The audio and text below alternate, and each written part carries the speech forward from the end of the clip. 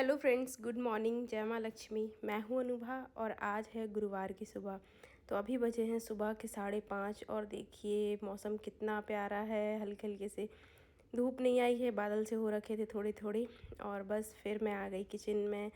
Kitchen में आने के बाद भाई बहुत गर्मी लग रही थी, लेकिन अभी कूलर पापा के पास था, मम्मी के पास था, मतलब दूसरे कमरे में रखा हुआ था। मैं बहुत जल्दी आज उठ गई थी। आज मेरी नींद खुल गई थी 4:45 पे। फिर पहले सोचा सोती रहूँ, फिर मैंने कहा नहीं यार, नींद तो आ नहीं रही थी। फिर उठी तो थोड़ी देर बालकनी में खड़ी रही, ठंडी हवा लगी। हम जहाँ रहते हैं वहाँ पे काफ़ी सारे बर्ड भी रहते हैं। तो छोटी छोटी चिड़िया जो होती हैं, जिन्हें हमारे यहाँ गौरैया बोलते हैं। वो सामने तारों के ऊपर बैठती हैं। सामने काफ़ी सारे पेड़ लगे हैं, तो उनको देखते देखते काफ़ी देर तक देखती रही। फिर वही किचन में आने के बाद तो घर के काम स्टार्ट हो जाते हैं। दूध उबाला, मिवी का दूध बनाया और करने लगी मैं खाने की तैयारी। बहुत सारा लहसुन छीलना था मुझे। खाने के बीच में लहसुन छीलो तो थोड़ा सा टाइम लग जाता है, इसके लिए मैं पहले से कोशिश करती हूँ कि पहले थोड़ा सा छील के रख लूँ, तो वो टाइम जो सेव हो जाता है काफ़ी सारा। और फिर भाई चाय पीने के लिए मैं बैठ गई। बहुत दिनों बाद आज मैं बैठ के इस तरीके से सुबह सुबह चाय पी रही थी। नहीं तो टाइम नहीं मिलता। मिवी आ जाती है तो फिर बिल्कुल टाइम नहीं मिलता। अगर मिवी 7 बजे के बाद उठी तब तो ठीक है, लेकिन अगर पहले उठ गई तो फिर बिल्कुल नहीं होता। और इसके बाद किचन में आने के बाद मैंने दाल राइस फुला दिए। नाश्ते में मैं बना रही थी आज पराठे और खाने में बन रही थी आलू गोभी टमाटर की सूखी सब्जी, दाल राइस और रोटी।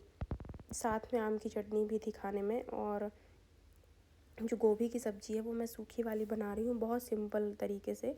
इसके लिए ऑयल में मैंने डाल दिए जीरा और मिर्च डाली, खूब सारे लहसुन डाले बारीक कटे हुए, और मोटे करके प्याज डाल दिए।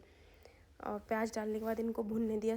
देखिए, आप इसमें प्याज एकदम बारीक चॉप करके भी डाल सकते हैं और थोड़ा सा इस तरीके से बड़े भी डाल सकते हैं। तो दोनों चीज़ों का अलग अलग टेस्ट रहता है।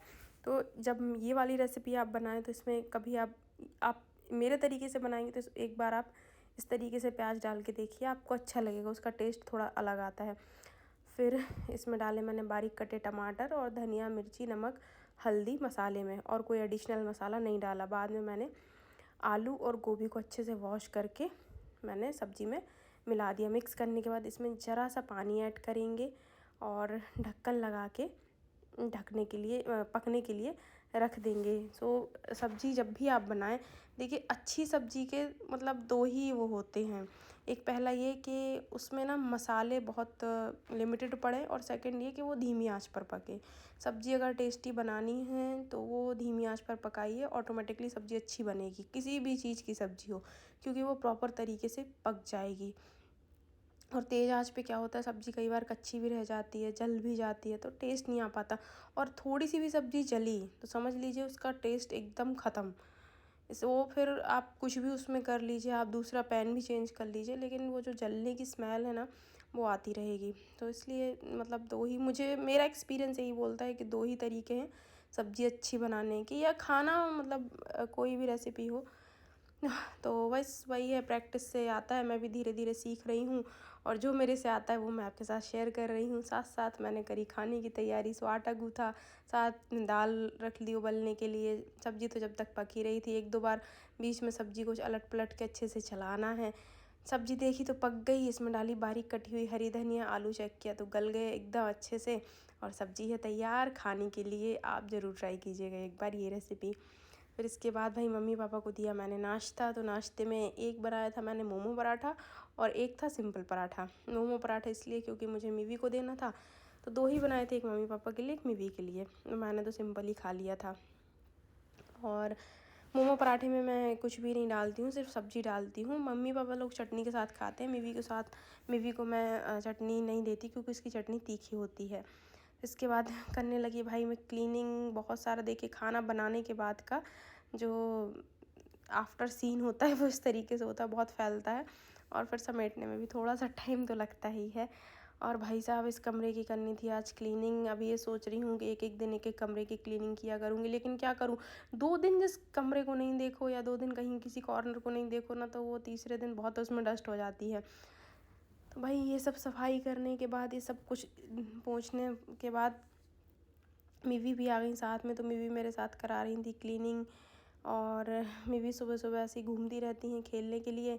और मुझे भी लगता है कि अपने दादा दादी के साथ खेल रही हैं तो कम से कम मेरे काम हो जाते उतनी देर में। नहीं तो बच्चे के साथ तो जब मीवी छोटी थी, दादी उसके दादा दादी अभी जैसे चले जाते हैं कभी, तो बड़ी समस्या होती है मुझे उसको उसके साथ, मतलब वो जो टाइम रहता है ना उसमें बच्चा भी देखना, पीक आवर्स रहते हैं जो मॉर्निंग के, तो थोड़ा दिक्कत हो जाती है। तो ये सारे काम मैं निपटा लेती हूँ। और हर जगह डस्ट होती है, आप मतलब कुछ भी छोड़ दीजिए, हर जगह डस्ट होती है। तो ये सब साफ़ करने के बाद आज हिम्मत भी नहीं थी, गर्मी बहुत है, मतलब हद गर्मी है इस साल तो सब ध्यान रखिएगा प्लीज़ अपना। फिर मैं आ गई और आने के बाद बनाने लगी एक लहसुनी चिवड़ा शाम के खाने के लिए। तो इसके लिए मैंने बहुत सारे लहसुन को अच्छे से कूटा, और इस रेसिपी में आपको लहसुन को कूटना ही है, आपको इसमें पीसना नहीं है लहसुन को।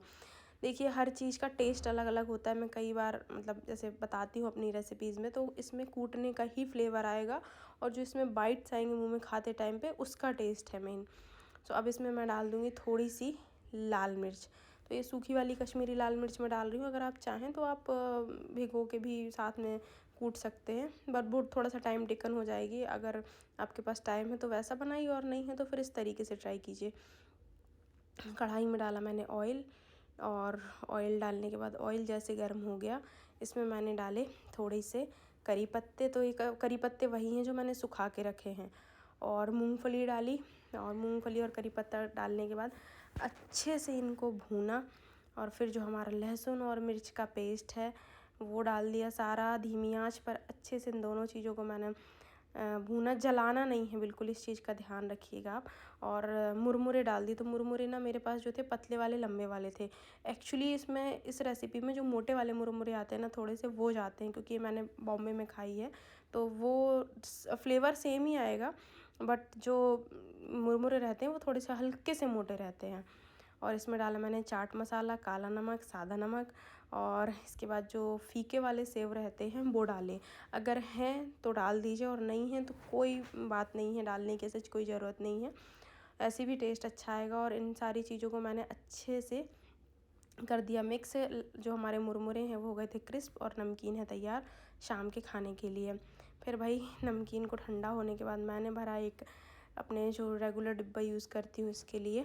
वो कई टाइप का चिवड़ा मैं बनाती हूँ, लेकिन मैं बहुत दिन तक स्टोर नहीं करती। तो बस आज का दिन यहीं पे ख़त्म हो गया। शाम की चाय के साथ मैं कर रही हूँ इस ब्लॉग को एंड। और इसके बाद फिर मैंने मीवी को नहलाया था, खाना खिलाया था। ब्लॉग को एंड करने के साथ मैं बता रही हूँ कि अगर आपको मेरे वीडियोस पसंद आ रहे हों तो प्लीज़ लाइक कीजिए, शेयर कीजिए, चैनल को सब्सक्राइब कीजिए, और मुझे बताइए आप कौन सी रेसिपीज़ देखना चाहेंगे। तो प्लीज़ कमेंट सेक्शन में मुझे बताइए। अगली बार फिर मिलेंगे, बाय।